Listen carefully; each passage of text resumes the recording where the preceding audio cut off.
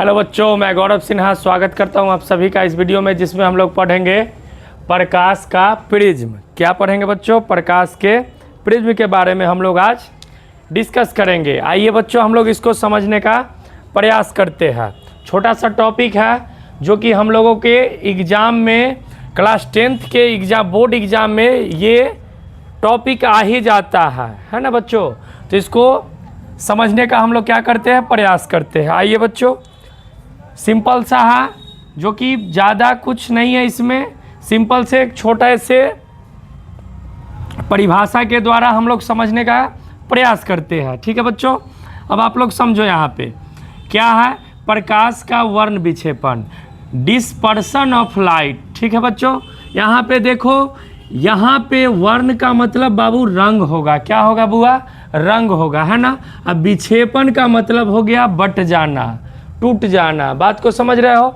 तो प्रकाश के रंगों को टूटना मतलब प्रकाश, श्वेत प्रकाश को 7 रंगों में बंटने की क्रिया प्रकाश का वर्ण विक्षेपण कहलाता है। एक छोटा सा टॉपिक है। ऐसे हम लोग क्या यहाँ पे परिभाषा लिख रखे, आप लोग समझो। जब श्वेत प्रकाश को प्रिज्म से गुजारा जाता है तो वह 7 रंगों में विभक्त हो जाती है, मतलब टूट जाती है, बट जाती है। ठीक है बच्चों, इसी घटना को हम लोग प्रकाश का वर्ण विक्षेपण कहते हैं। फिर से आप समझो, ये प्रिज्म क्या है बच्चों? ये प्रिज्म जो है पारदर्शी पदार्थ है। इसके बारे में आप लोग कमेंट करना, तो एक छोटा सा वीडियो हम लोग बना के इसको समझेंगे। ठीक है बच्चों, फिलहाल आप लोग जान लो एक पारदर्शी पदार्थ है। ठीक है बच्चों, अब हम लोग क्या करेंगे, एक श्वेत प्रकाश मतलब सूर्य के प्रकाश को प्रिज्म से गुजारेंगे तो क्या होगा बच्चों? ये 7 रंगों में विभक्त हो जाएगा। क्या हो जाएगा बच्चों? तो 7 रंगों में विभक्त हो जाएगा। ठीक है, अब देखो आप लोग, यहाँ पे 7 रंग की एक पट्टी बनेगी। कौन कौन सा रंग होगा बच्चों? तो बैगनी, जामुनी, नीला, हरा, पीला, नारंगी और लाल। ठीक है बच्चों, अब हम लोग इस चीज़ को तो अच्छे ढंग से समझ गए हैं। क्या फिर से एक बार दोहरा दे रहा है प्रकाश का वर्ण विक्षेपण क्या होता है बच्चों? प्रकाश का वर्ण विक्षेपण, जब श्वेत प्रकाश को प्रिज्म से गुजारा जाता है तो वह 7 रंगों में बट जाती है, मतलब विभक्त हो जाती है।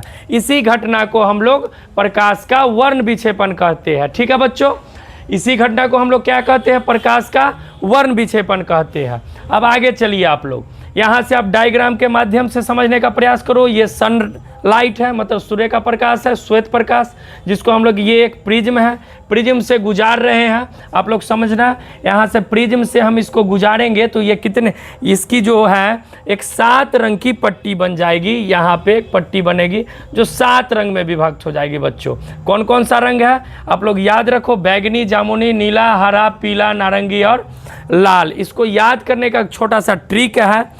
फिलहाल उस ट्रिक को अभी नहीं, पहले हम इस चीज़ को समझ लेते हैं बाकी का क्या है।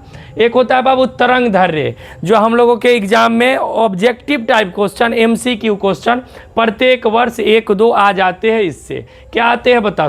तरंग दैर्घ्य। तरंग दैर्घ्य क्या होता है? लाल रंग का सबसे ज़्यादा बच्चों, लाल रंग का सबसे ज़्यादा तरंग दैर्घ्य होता है। मतलब सबसे ज़्यादा किसका तरंग दैर्घ्य होता है? तो लाल रंग का होता है, मतलब मैक्सिमम। क्या होता है बउआ? मैक्सिमम। क्या? मैक्सिमम किसका होगा? तो लाल रंग का होगा। ठीक है बच्चों, बैगनी मिनिमम, सबसे कम, है ना। सबसे कम किसका होगा तरंग दैर्घ्य बच्चों? तो बैगनी का होगा। सबसे ज़्यादा तरंग दैर्घ्य किसका होगा? तो लाल का होगा। ठीक उसका ऑपोजिट विचलन पूछ देगा, जो विचलन किस रंग का सबसे ज़्यादा होगा? तो आप लोग बोलोगे जो बैगनी का सबसे ज़्यादा होगा। ठीक है बच्चों, और लाल का सबसे कम होगा। ठीक है, यदि तरंग दैर्घ्य पूछेगा तो लाल का सबसे ज़्यादा होगा, बैगनी का कम होगा।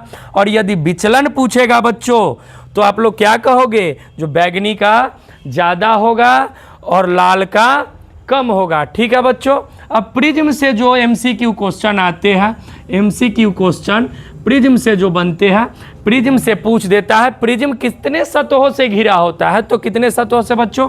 5 सतहों से। इसमें आपको नहीं दिख रहा होगा, चूंकि ये तो एक शेप है, इसको यदि हम लोग 3D में देखें तो समझ में आता है। ठीक है बच्चों, अब किनारा, इसमें टोटल साइड जो है, किनारा हमारे पास 9, इसमें टोटल 9 होते हैं। 9 होता है शीर्ष, मतलब एंगल कोण जो है, यहाँ पे कोण तो सिर्फ आपको कितना दिख रहा है, 3 दिख रहा है, लेकिन इसमें टोटल एक इसके पीछे का पोर्शन होता है, टोटल मिला के 6 कोण होते हैं। समझ रहे हो बच्चों? फिर से एक बार आप लोग इसको पढ़ के, और ये 7 रंगों को याद करने के लिए एक छोटा सा ट्रिक है,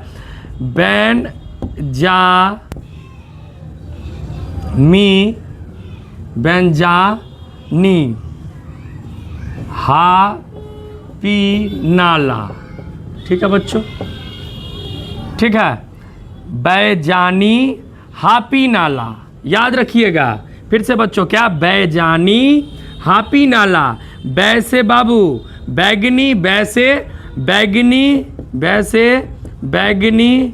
ठीक है बच्चों, जा से जामुनी, जामुनी। ठीक है, अब देखो, जा से जामुनी, हर्षिकार दीर्घिकार आप लोग देख लेना। नी से नीला हो जाएगा, क्या हो जाएगा बच्चों? नीला। हा से हरा। ठीक है, पी से पीला, पी से क्या बच्चों? पीला।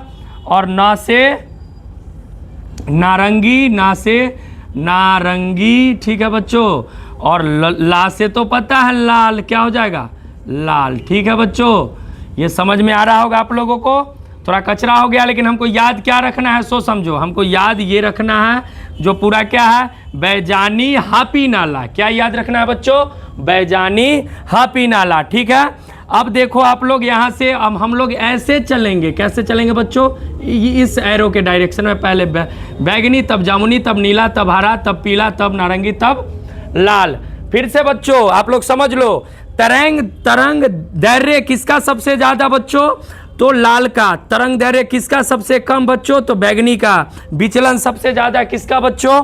तो बैगनी का। और विचलन सबसे कम किसका बच्चों? तो लाल का। ठीक है, उम्मीद करते हैं बच्चों आप लोगों को ये टॉपिक अच्छे से समझ में आ गया होगा। यदि किसी भी तरह का कोई डाउट रह गया हो, या किसी भी तरह की और कोई टॉपिक पे आप लोग वीडियो चाहते हो, तो कमेंट करके जरूर बताना।